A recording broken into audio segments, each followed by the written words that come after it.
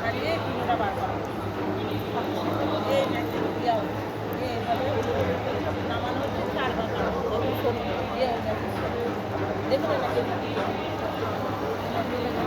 এখানে সুতো বার করা হলো, সুতো বার করে না সুতো এখানে এখানে